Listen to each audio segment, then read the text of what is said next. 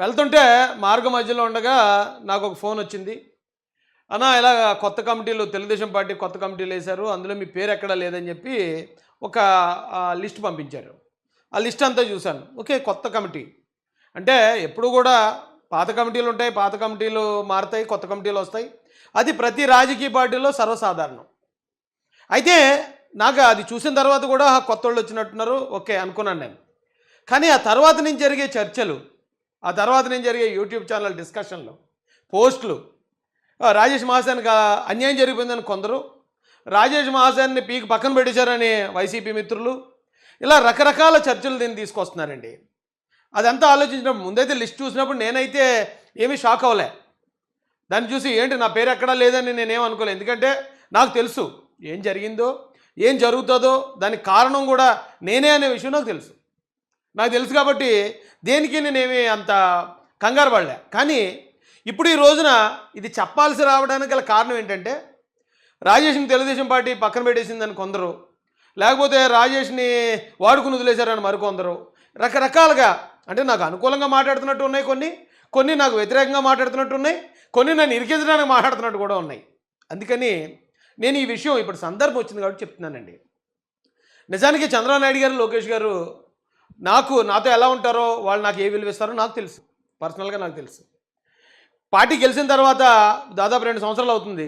ఇప్పటికొచ్చి ఏ రోజు కూడా నేను చంద్రబాబు నాయుడు గారి దగ్గరికి, లోకేష్ గారి దగ్గరికి వెళ్ళి ఏమంటే నాకు 2 సంవత్సరాలు అయిపోతుంది, నాకు ఏదైనా పదవి ఇవ్వండి అని నేను అడిగింది లేదు. అలాగే నేను గతంలో జగన్మోహన్ రెడ్డి కోసం పనిచేసినప్పుడు కూడా నేను పనిచేసే ముందు కానీ, జాయిన్ అయ్యే ముందు కానీ, లేకపోతే జగన్మోహన్ రెడ్డి గారు గెలిచిన తర్వాత కానీ ఏమంటే నాకు పలానా పదవి ఇవ్వండి, నాకు ఈ గుర్తింపు ఇవ్వండి అని అడిగింది ఎప్పుడూ లేదు. ఇంకా చెప్పాలంటే ఎలక్షన్కి ముందు ఎమ్మెల్యే టికెట్ అప్పుడు జరిగిన ఇబ్బందికి నాకు నేనుగా స్వచ్ఛందంగానే వదులుకున్నాను. అది కూడా మీ అందరికీ తెలుసు. అంటే దీన్ని బట్టి మీరు ఏం అర్థం చేసుకోవాలంటే, పదవి కోసం ప్రాకులాడే మెంటాలిటీ నాది కాదు. First point. రెండోది, ఈ రోజున తెలుగుదేశం పార్టీయో లేకపోతే జనసేన పార్టీయో రాజేష్ మీద ఏమైనా నిర్ణయాలు తీసుకున్నాయంటే ఖచ్చితంగా నేను ఒప్పుకోవాల్సిన పొరపాటు ఒకటి ఉందండి. ఇప్పుడు సందర్భం వచ్చింది కాబట్టి ఒప్పుకుంటున్నాను. నేను తెలుగుదేశం కార్యకర్తని, తెలుగుదేశం పార్టీలో ఒక అధికార ప్రతినిధిగా ఉన్న వ్యక్తిని. అలాంటి సందర్భంలో ఎలక్షన్కి ముందు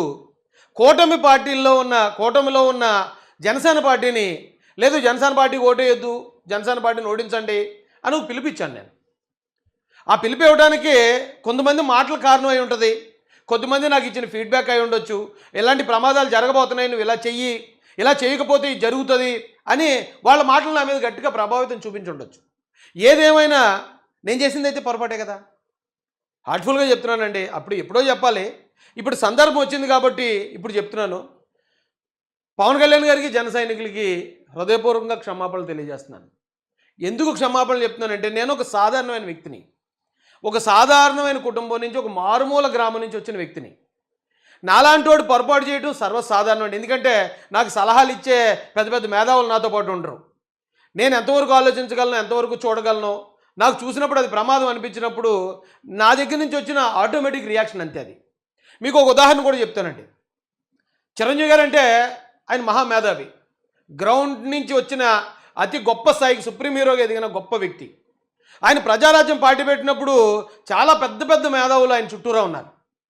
ఆ రోజున ప్రజారాజ్యం పార్టీ ఆ సమయంలో కాంగ్రెస్ పార్టీని తరిమి కొడదాం, పంచెలు కొడదాం అని స్టేట్మెంట్లు ఇచ్చిన అదే పార్టీ కొన్ని రోజులకి కాంగ్రెస్ పార్టీతో కలాల్సి వచ్చింది.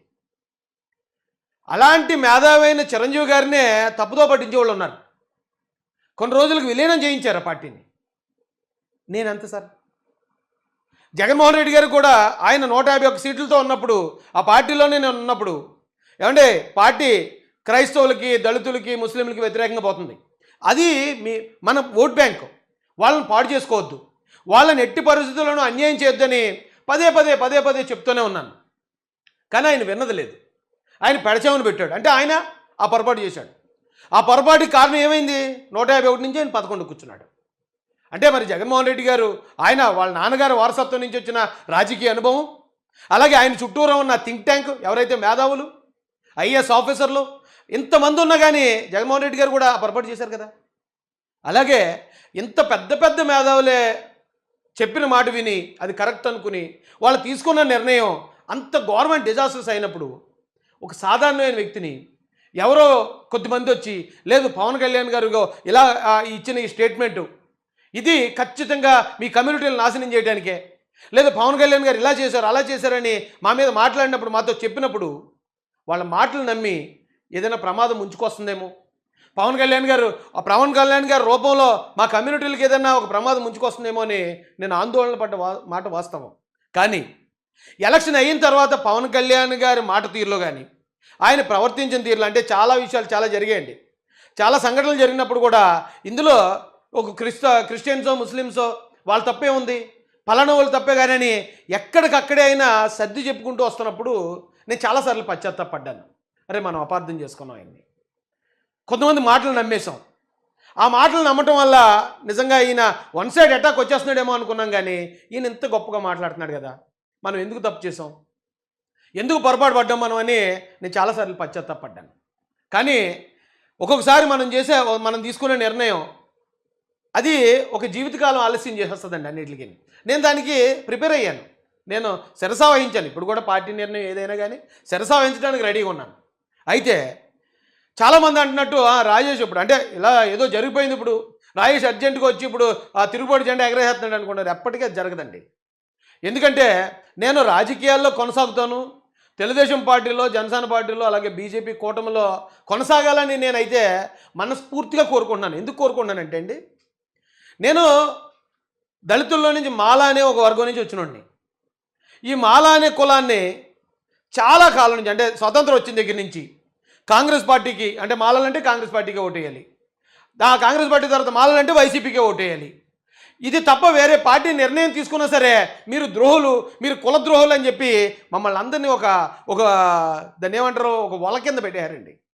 ఆ పెట్టడం వల్ల ఏమైంది, అది కాంగ్రెస్ పార్టీకో లేకపోతే వైసీపీకో మేము ఓట్ బ్యాంక్ ఉండటం వల్ల వాళ్ళు కూడా మమ్మల్ని లైట్ తీసుకునే పరిస్థితి వచ్చింది, వాళ్ళు కూడా మమ్మల్ని పట్టించుకునే పరిస్థితి లేకుండా పోయింది.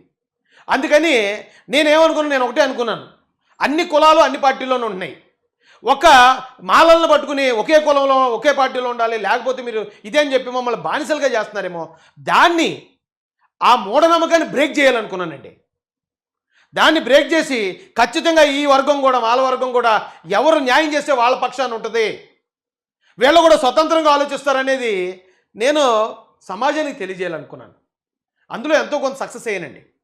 ఎందుకంటే తెలుగుదేశం పార్టీ నుంచి మాలల సభ పెడుతూ, లేకపోతే మాలల ఆత్మీయ సమ్మేళనం పెడుతూ, ఈ రోజున తెలుగుదేశం పార్టీ కోటి మెంబర్షిప్లో టాప్ 1 ప్లేస్లో మాలలు ఉండే పరిస్థితికి తీసుకురావడంలో నాది ఎంతో కొంత, అంటే ఉడత ప్రయత్నం అన్నా ఉందేమో, శ్రీరామచంద్రుడికి ఉడత సాయం చేసినట్టు దీనిలో అదన్నా ఉందేమో అని నాకు అనిపిస్తుంది.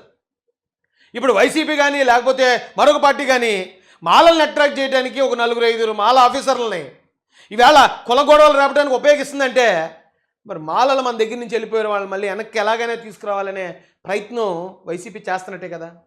వైసీపీ ఆ ప్రయత్నం చేస్తుందంటే నా ప్రయత్నంలో నేను సక్సెస్ అయినట్టే కదా.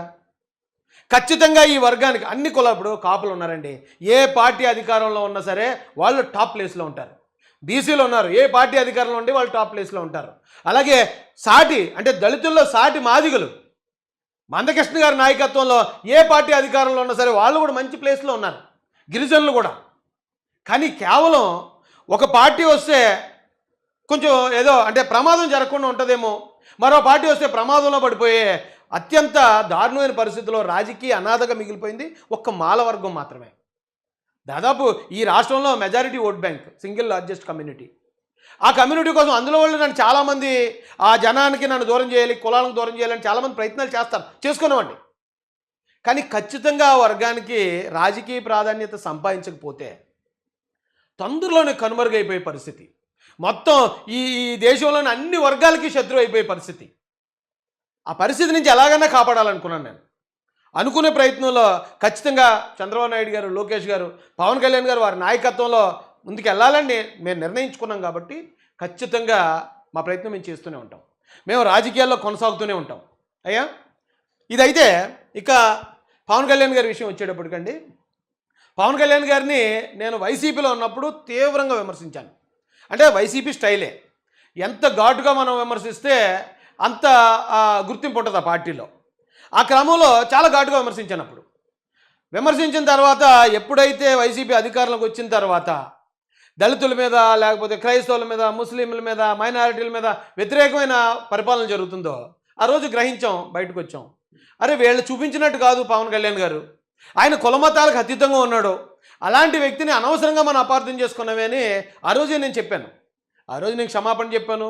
ఆ రోజు నుంచి నాకు నేనుగా జనసేన కార్యకర్తగా పనిచేశాను. ఇప్పుడు పవన్ కళ్యాణ్ గారి గురించి మాట్లాడినప్పుడు చాలామంది మాట్లాడతారండి. ఇప్పుడే కాదు, ఎప్పటి నుంచో విమర్శించే వాళ్ళు ఉంటారు, ఆయనకు అనుకూలంగా మాట్లాడే వాళ్ళు ఉంటారు. కానీ ఒక ఎగ్జాంపుల్ చెప్తాను. పవన్ కళ్యాణ్ గారు సినిమాల్లో యాక్ట్ చేస్తూ ఉంటారు. వేరే వేరే డైరెక్టర్లు ఆయన చూపించే విధానం వేరుగా ఉంటుంది. త్రివిక్రమ్ శ్రీనివాస్ గారు ఆయన చూపించే విధానం వేరుగా ఉంటుంది. అందరూ డైరెక్టర్లే. అలాగే పవన్ కళ్యాణ్ గారి గురించి మాట్లాడేవాళ్ళు చాలామంది వేరు వేరు కోణాల్లో చూపించేవారు. బట్ నా కోణం మాత్రం నేను ప్రత్యేకంగా చూపించేవాడిని. నా కోణంలో నేను చూపించినప్పుడు పవన్ కళ్యాణ్ గారి గురించి నేను మాట్లాడేటప్పుడు అది ఏ వీడియో మాట్లాడినా మినిమం 500,000, ఒక 5-6 లక్షల మందికి చేర్చేయగలిగేవాడిని అప్పుడున్న పరిస్థితి. లేకపోతే అక్కడ పవన్ కళ్యాణ్ గారు తీసుకున్న నిర్ణయం దాన్ని దాదాపు 5-6 లక్షల మందికి, ఇంకా మిలియన్స్ అది వేరే విషయం, ఆయన నిర్ణయాన్ని ప్రజల్లోకి బలంగా తీసుకెళ్ళగలిగే ఉండండి. ఈ క్రమంలో ఉంటాయి కదండి, రాజకీయాలు అంటేనే అలాంటి పరిస్థితులు ఉంటాయి. ఆయన ఒక స్టేట్మెంట్ ఇవ్వడం 400 సీట్లు అని చెప్పి, అప్పటికి బీజేపీ వారి మీద కూడా విపరీతమైన భయాందోళనలు ఉంటాయి మాకు. అమ్మో 400 సీట్లు వస్తే వాళ్ళు రాజ్యాంగం రద్దు చేసేస్తారని, వాళ్ళు మైనార్టీల మీద దాడులు చేస్తారని ఒక ప్రచారం పెట్టేశారు.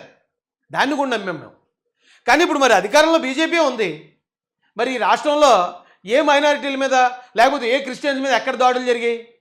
ఒకవేళ అలాగంటే అది ఉండిలో జరుగుతున్న విషయాల గురించి చెప్తారు. ఉండిలో జరిగేది అది కులాల మతాలు కూడా కాదు, కంప్లీట్ పాలిటిక్స్.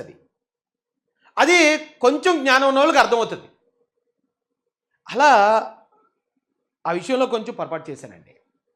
పొరపాటు చేశాను కాబట్టి వేళ లోకేష్ గారు కానీ, చంద్రబాబు నాయుడు గారు కానీ పవన్ కళ్యాణ్ గారికి ఇచ్చే విలువ మీరు చూడండి. నిన్న మొన్న లోకేష్ గారికి వర్కింగ్ ప్రెసిడెంట్ ఇచ్చినప్పుడు పవన్ కళ్యాణ్ గారు ఆయన్ని అభినందిస్తూ ఒక లెటర్ రిలీజ్ చేశారు. దానికి లోకేష్ గారు కూడా మా అన్న పవన్ కళ్యాణ్ గారు నా మీద చూపించిన ప్రేమాభిమానాలు అనుకుంటూ ఎంతో ప్రేమాభిమానాలతో ఈయన ఒక రిప్లై ఇచ్చారు. ఇప్పుడు వారు అంత అభిమానంగా ఉన్నప్పుడు నేను ఆ పార్టీలో ఉండే ఒక వ్యక్తిగా మరి అక్కడ వ్యతిరేకించినప్పుడు వాళ్ళు దాన్ని ఎంత నెగిటివ్గా తీసుకుని ఉండొచ్చు? కారణం అయితే ఉంది కదా. ఆ కారణం ఉంది కాబట్టి నేను కూడా సరే ఓకే ఏదైనా జరుగుతుంది. ఎందుకంటే మన అప్పుడున్న పరిస్థితులకు మనం పొరపాటు చేసాం. పొరపాటు చేసినందుకు దానికి తగ్గ మూల్యం మనం చెల్లించాల్సిందే. ఏదైనా కానివ్వండి, సరే చూద్దాం. అయితే నేను ఇప్పుడు కూడా ఈ విషయాన్ని ఇప్పుడు ఎందుకు చెప్తున్నానంటే సందర్భం వచ్చింది. రాజేష్ని తెలుగుదేశం పార్టీ ఏదో వాడుకుని వదిలేసిందనో, రాజేష్ మీద పవన్ కళ్యాణ్ గారో లేకపోతే జనసేన వారు ఏదో కుట్రగా కక్ష తీర్చుకుంటున్నారనో ఒక ప్రచారాన్ని మళ్ళీ విపరీతంగా పెట్టేస్తున్నారు. దానికి నాకు ఏ విధమైన సంబంధం లేదండి. ఇప్పుడు జరుగుతున్నది ఏదైనా పార్టీని, ఇప్పుడు ఎగ్జాంపుల్ చెప్తానండి. ఇండియన్ క్రికెట్ టీం ఉంటుంది. క్రికెట్కి కొన్ని వేల మంది క్రికెటర్స్ నుంచి 14 మందిని సెలెక్ట్ చేస్తారు. చీఫ్ సెలక్షన్ కమిటీ ఉంటుంది, దానికి ఒక కోచ్ ఉంటాడు. ఆ 14 మందిని ఎలా సెలెక్ట్ చేస్తారు? ఆస్ట్రేలియా టూర్కి వెళ్ళాలనుకోండి ఫేస్ బౌలర్స్ని సెలెక్ట్ చేస్తారు. అలాగే ఇంగ్లాండ్కి వెళ్ళాలనుకోండి స్పిన్నర్లను సెలెక్ట్ చేస్తారు. పాకిస్తాన్తో ఆడాలనుకోండి మంచి బ్యాట్స్మెన్లను సెలెక్ట్ చేస్తారు. అంటే ఆయా పరిస్థితులు ఇప్పుడు ఏ దేశంతో అయితే ఆడాలో దానికి తగ్గ టీముని సెలెక్ట్ చేస్తారు. 14 మందినే. ఈ 14 మందిలో కూడా ఆడేది ఎంతమంది? 11 మందే. ఒక ముగ్గురు అలా ఖాళీగానే ఉంటారు. ఈ ముగ్గురు కూడా ఎందుకంటే అప్పుడున్న ఆ పిచ్ పరిస్థితి లేకపోతే ఆ గేమ్ ప్లాన్ ప్రకారం ఎవరిని దింపాలి, ఎవరిని ఓపెనర్ దింపాలి, ఎవరిని మిడిల్ ఆర్డర్ దింపాలి, ఎవరిని బౌలింగ్ వేయించాలి, అప్పటికప్పుడు నిర్ణయం తీసుకుంటారు. రాజకీయ పార్టీ కూడా అంతే. ఈవేళ ఒక కార్యవర్గం మారిందనుకోండి, ఇప్పుడున్న పరిస్థితులకు అనుగుణంగా ఎవరితోటి మాట్లాడించాలి, ఏ స్టైల్లో